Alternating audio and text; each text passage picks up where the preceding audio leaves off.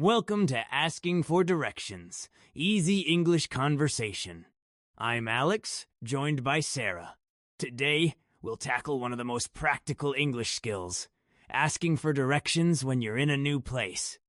Sarah, why is this topic so important for beginners? Thanks, Alex.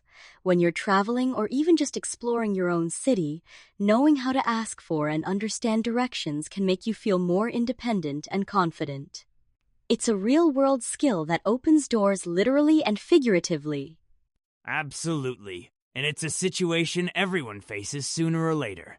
We'll start with a sample conversation between a tourist and a local, then break it down.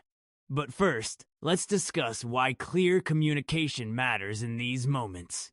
Good point. In busy places, people might be in a hurry, so using simple, polite English like "Excuse me, can you help me?"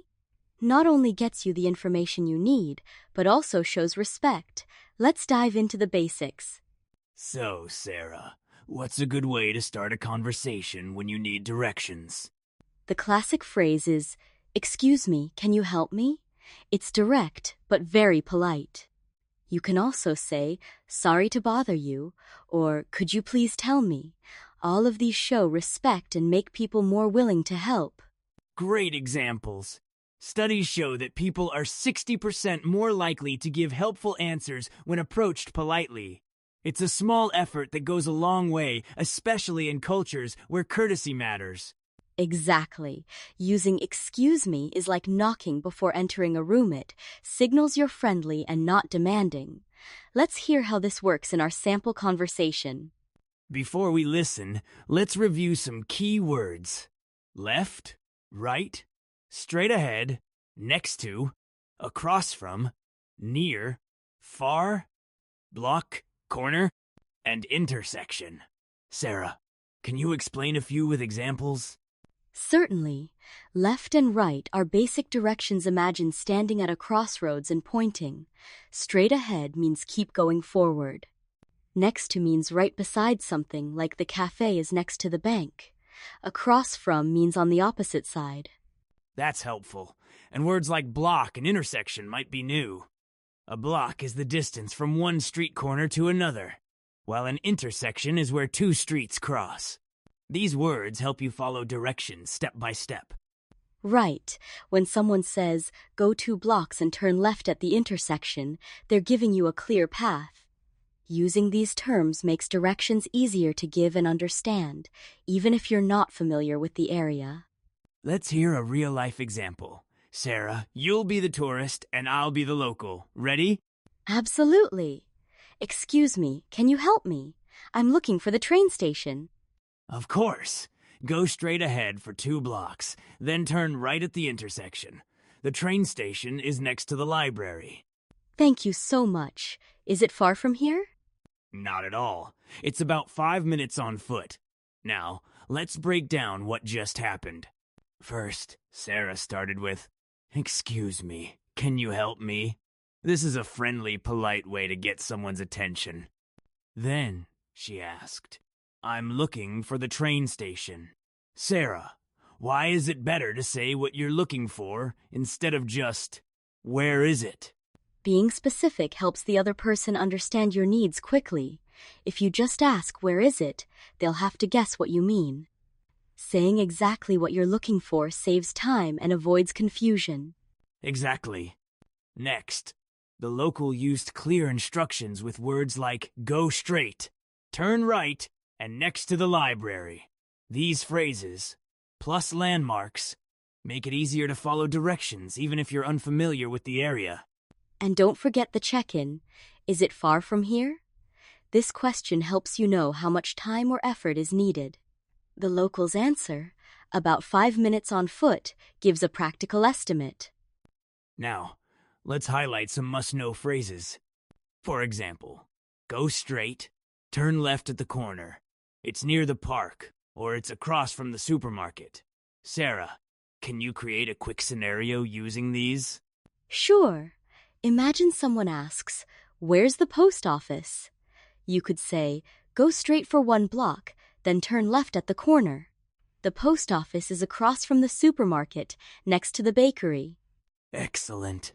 Notice how each step is clear and includes a landmark. This is especially helpful if street names are hard to find or pronounce. Landmarks act like visual anchors. Exactly. And if you're not sure, you can always add, "Sorry, I'm not sure, but I think it's near the park." Honesty and effort are appreciated even if you don't have all the answers. Sometimes, directions can sound confusing. Sarah, what's a polite way to check if you understood correctly? You can repeat the directions. So, I go straight for 2 blocks, then turn right? Or you might ask, do I turn left after the bank? This confirms the details and gives the other person a chance to correct any mistakes. Exactly. Research shows that repeating instructions reduces misunderstandings by up to 70%.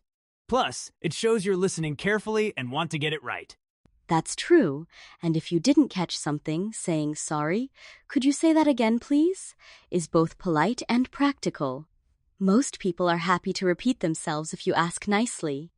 Let's talk about how you say these phrases. Pronunciation and intonation can make a big difference. Sarah, any tips for sounding clear and confident? Absolutely. Speak slowly and stress important words like left, right, or straight. For example, turn left at the corner. Rising intonation at the end signals a question, like, "Is it far from here?" Using a friendly tone also matters. Smiling while you speak actually changes your voice, making you sound more approachable. If you're nervous, take a slow breath before you start. Great advice. Practicing these phrases out loud, even in front of a mirror, helps build muscle memory. The more you practice, the more natural you'll sound when you really need directions. Beyond language, culture shapes how we ask for help. In English-speaking countries, polite openers and gratitude are important. Sarah, what cultural tips would you share for listeners? Always greet the person and say please and thank you. For example, "Excuse me, could you please help me?" Even small gestures like making eye contact show respect. In some places, being too direct can seem rude, so softening your request is key. That's right. And if someone can't help, thank them anyway. Surveys show people are twice as willing to help strangers who are polite. So, being courteous not only improves your English, but your chances of getting good directions. Exactly. Remember, you're not just practicing language, but also building positive social connections wherever you go. Let's wrap up with a speaking challenge. Listeners, imagine you're in a new city looking for the museum. Sarah, can you model how to ask for directions? Then invite our audience to try? Sure. "Excuse me, can you help me? Where's the nearest museum?" Now, listeners, pause the podcast and practice saying this out loud. Try using different places like bus stop, pharmacy, or cafe. Great job! Practicing these phrases regularly builds confidence. Even 5 minutes a day can make a big difference, especially if you record yourself and listen back. Keep challenging yourself with new destinations and different scenarios. The more you practice, the easier it will be when you need it in real life. Today, we explored simple but powerful ways to ask for and understand directions in English.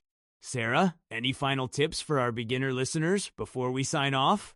Don't be afraid to make mistakes. Most people appreciate your effort to communicate. Practice key phrases, listen actively, and always remember to be polite. Little by little, your confidence will grow. Well said. If you want to review today's vocabulary or listen again, check our episode notes. Thanks for joining us wherever you're headed next. We wish you safe and easy travels. Thanks, everyone. Until next time, keep practicing, and don't forget sometimes, the best way to learn is to get a little lost and ask for directions.